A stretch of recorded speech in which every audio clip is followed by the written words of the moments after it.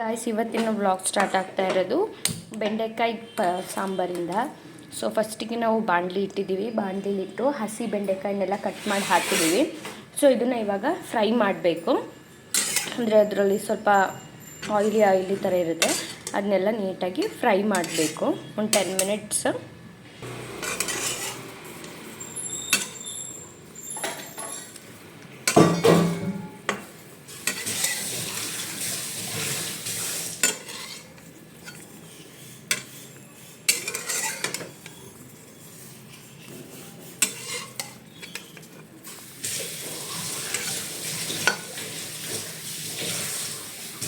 So ನಮಗೆ ಸಾಂಬಾರಿಗೆ ಬೇಕಾಗಿರೋ ಪ್ಯೂರಿ ಇಲ್ಲಿ ರೆಡಿ ಮಾಡ್ಕೊಂಡಿದ್ದೀವಿ. ಇದಕ್ಕೆ ಏನೇನು ಇಂಗ್ರೀಡಿಯೆಂಟ್ ಅಂದರೆ ಕಾಯಿ, ಹುಣಸೆ ಹಣ್ಣು ಮತ್ತು ಟೊಮೆಟೊ ಮತ್ತು ಖಾರದ ಪುಡಿ ಅಂದರೆ ಸಾಂಬಾರು ಪುಡಿ ಮತ್ತು ಈರುಳ್ಳಿ, ಇದಿಷ್ಟನ್ನೆಲ್ಲ ಹಾಕಿ ಗ್ರೈಂಡ್ ಮಾಡಿ ಇದು ಪ್ಯೂರಿ ರೆಡಿ ಮಾಡಿ ಇಟ್ಕೊಂಡಿದ್ದೀವಿ.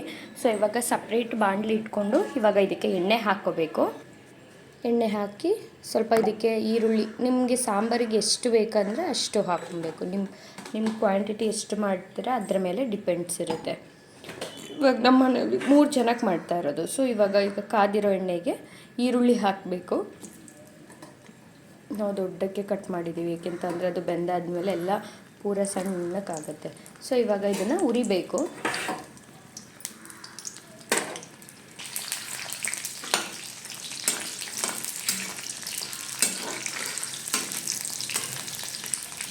ನಾವು ಆಗಲೇ ಬೇಯಿಸಿಟ್ಕೊಂಡ್ವಲ್ಲ, ಅದು ಬೆಂಡೆಕಾಯಿ ಒಂದು ಪ್ಲೇಟ್ಗೆ ಹಾಕಿಟ್ಟಿದ್ದೀವಿ. ನೀವು ನೋಡ್ಬೋದು, ಅದೇ ಸಪ್ರೇಟು ನೋಡ್ಬೋದು. ಆವಾಗಲೇ ಎಷ್ಟು ಹಾಕಿದ್ವಿ, ಅದು ಎಣ್ಣೆಯಲ್ಲಿ ಆದ ತಕ್ಷಣ ಅದೇ ಈ ಥರ ಸಪ್ರೇಟಾಗಿ ಒಂದೊಂದಾಗಿ ಬಿಟ್ಕೊಳ್ಳುತ್ತೆ.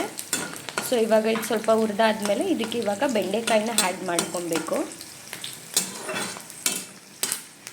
ಕಂಟಿನ್ಯೂಸ್ 3 to 4 ಡೇಸ್ ಗ್ಯಾಪ್ ಆಗಿಬಿಟ್ಟಿತ್ತು. ಸ್ವಲ್ಪ ಹೊರಗಡೆ ಹೋಗ್ಬಿಟ್ಟಿದ್ದೆ, ಅದನ್ನು ವ್ಲಾಗ್ ಮಾಡೋಕ್ಕಾಗಲಿಲ್ಲ. ಸೊ ಇವಾಗ ಇದಕ್ಕೆ ಬೆಂಡೆಕಾಯಿ ಆ್ಯಡ್ ಮಾಡೋಣ. ಇವಾಗ ಇದಕ್ಕೆ ಬೆಂಡೆಕಾಯಿನ ಆ್ಯಡ್ ಮಾಡ್ತಾ ಇರೋದು. ಇದನ್ನು ಇವಾಗ ಆಯಿಲ್ ಜೊತೆ ಮಿಕ್ಸ್ ಮಾಡಬೇಕು. ಈರುಳ್ಳಿ ಮತ್ತು ಇದು ಎರಡೂ ನೀಟಾಗಿ ಮಿಕ್ಸ್ ಆಗಬೇಕು.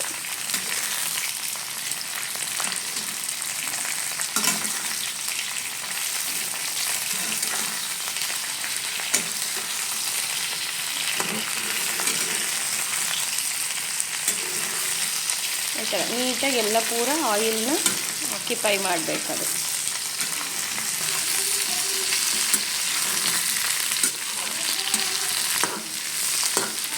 ಸೊ ಒಂದು ಸ್ವಲ್ಪ ಬೇಯೋದಕ್ಕೆ ಉಪ್ಪನ್ನ ಈ ಥರ ಉದುರಿಸ್ಬೇಕು, ಏಕೆಂದರೆ ಅದೆಲ್ಲ ಬೇಯಬೇಕು. ಅದರಿಂದ ಜಸ್ಟ್ ಸ್ವಲ್ಪ ಹಾಕಿ ಇದನ್ನು ಈ ಥರ ಮಿಕ್ಸ್ ಮಾಡಬೇಕು.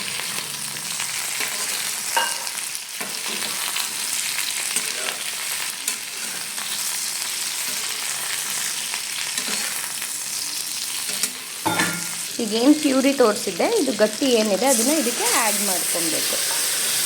ಈ ಥರ ಅದು ಹಾಕಿ ಈಗ ಮಿಕ್ಸ್ ಮಾಡ್ಕೊಬೇಕು. ಪೂರ ನೀಟಾಗಿ ಈ ಥರ ಮಿಕ್ಸ್ ಮಾಡ್ಕೊಬೇಕು. ಎಲ್ಲದಕ್ಕೂ ಆಗಿರಬೇಕದು ಈ ಥರ.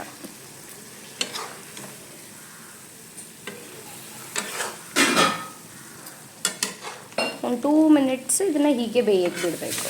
ಇದೆಲ್ಲ ನೀಟಾಗಿ ಮಿಕ್ಸ್ ಆಗಿದೆ ಅಂತ ನೋಡ್ಕೊಬೇಕು. ಏಕೆಂತ ಹೇಳಿದ್ರೆ ಮಿಕ್ಸ್ ಆಗಿಲ್ಲ ಅಂದರೆ ಒಂದು ಕಡೆ ಟೇಸ್ಟ್ ಇರುತ್ತೆ, ಒಂದು ಕಡೆ ಟೇಸ್ಟ್ ಇರೋಲ್ಲ, ಆ ಥರ ಆಗಿಬಿಡುತ್ತೆ. ಸೊ ಒಂದು 2 ಮಿನಿಟ್ಸ್ ವಾಲ್ಯೂಮ್ ಸಣ್ಣ ಇಟ್ಕೊಂಡು ಇದನ್ನು ಬೇಯೋಕ್ಕೆ ಬಿಡಬೇಕು. ಇವಾಗ ನೀವು ನೋಡ್ಬೋದು, ಇಲ್ಲೆಲ್ಲ ಆಗಲೇ ಬೇಯ್ತಾ ಇದೆ ಕಾವಿಗೆ. ಇದೇ ಥರ ಬೇಯೋದಕ್ಕೆ ಬಿಡಬೇಕು. ಸೊ ಒಂದು 2 ಮಿನಿಟ್ಸ್. ಸೊ ಇವಾಗ ಇದು ಬೆಂದಿದೆ. ನಾವು ಏನದು ಆಡಿಸಿದ್ವಿ ಅದ್ರ ತುಂಬಾ ನೀರು ತೊಗೊಂಡು, ನಿಮಗೆ ಸಾಂಬಾರು ಅಲ್ವಾ ಮಾಡ್ತಾ ಇರೋದು. ಸೊ ಅದರಿಂದ ಸಾಂಬಾರು ಅದಕ್ಕೆ ಈ ಥರ ನೀರು ಹಾಕ್ಕೊಬೇಕು. ಅಂದರೆ ನಾವು ಏನು ಇದಿತ್ತು ಗ್ರೈಂಡ್ ಮಾಡಿದ್ವಿ ಅದರದ್ದೇ ನೀರಿದು.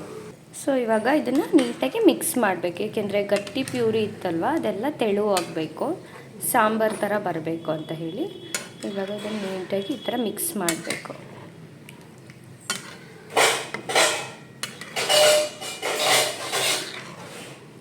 ಇವಾಗ ಇದನ್ನು ಬೇಯೋದಕ್ಕೆ ಬಿಡಬೇಕು. ಒಂದು 15 ಮಿನಿಟ್ಸ್ ಆದರೂ ಇದು ಬೇಯಬೇಕು. ಅದಾದಮೇಲೆ ನೋಡೋಣ ಹೇಗಿರುತ್ತೆ ಅಂತ ತೋರಿಸ್ತೀನಿ ನಾನು. ಸೊ ಇವಾಗ ನೋಡ್ಬೋದು ನೀವು, ಈ ಥರ ಮಳ್ತಾ ಇದೆ. ಆಲ್ಮೋಸ್ಟ್ ಸಾಂಬಾರೆಲ್ಲ ರೆಡಿ ಇದೆ. ಇವಾಗ ಇದನ್ನು ತಟ್ಟೆಗೆ ಹಾಕ್ಕೊಂಡು ಹೇಗಿರುತ್ತೆ ಅಂತ ತೋರಿಸ್ತೀನಿ. ಅಂದರೆ ಸಾಂಬಾರು ಕನ್ಸಿಸ್ಟೆನ್ಸಲ್ಲಿ ಮಾಡ್ಕೊಬೇಕು ನೀವು. ಈಗ ಸಾಂಬಾರು ರೆಡಿ ಇದೆ. ಇವಾಗ ಇದಕ್ಕೆ ಉಪ್ಪು ಹಾಕ್ತಾ ಇದ್ದೀವಿ ಲಾಸ್ಟಿಗೆ. ಆಲ್ಮೋಸ್ಟ್ ಸಾಂಬಾರು ರೆಡಿ ಇದೆ. ಇವಾಗ 2 ಮಿನಿಟ್ಸ್ ಬಿಟ್ಟು ಸಾಂಬಾರನ್ನ ರೈಸ್ ಜೊತೆ ಹೇಗೆ ಹಾಕೊಳ್ತೀನಿ ತೋರಿಸ್ಕೊಡ್ತೀನಿ ನಾನು. ಸೊ ಇವಾಗ ಸಾಂಬಾರು ರೆಡಿ ಇದೆ. ಇವಾಗ ಆಫ್ ಮಾಡಿಬಿಟ್ಟು ತಟ್ಟೆಗೆ ಸರ್ವ್ ಮಾಡ್ಕೊಳ್ಳೋಣ. ಸೊ ಇವಾಗ ನೋಡ್ಬೋದು ಬಿಸಿ ಬಿಸಿ ಸಾಂಬಾರು ರೆಡಿ ಇದೆ. ಅನ್ನಕ್ಕೆ ಹಾಕೊಂಡು ತಿಂದೆ. ಇದಿಷ್ಟು ಬೆಂಡೆಕಾಯಿ ಸಾಂಬಾರಿನ ಈಸಿ ರೆಸಿಪಿ ಆಗಿತ್ತು. ಇದೇ ಥರ ನಿಮಗೆ ಇಷ್ಟ ಆದರೆ ಲೈಕ್ ಮಾಡಿ, ಶೇರ್ ಮಾಡಿ, ಕಮೆಂಟ್ಸ್ ಮಾಡಿ. ಮತ್ತೆ ಇದೇ ಥರ ರೆಸಿಪಿಯೊಂದಿಗೆ ನೆಕ್ಸ್ಟ್ ವ್ಲಾಗಲ್ಲಿ ಸಿಗ್ತೀನಿ. Take care, bye bye. Thank you for watching.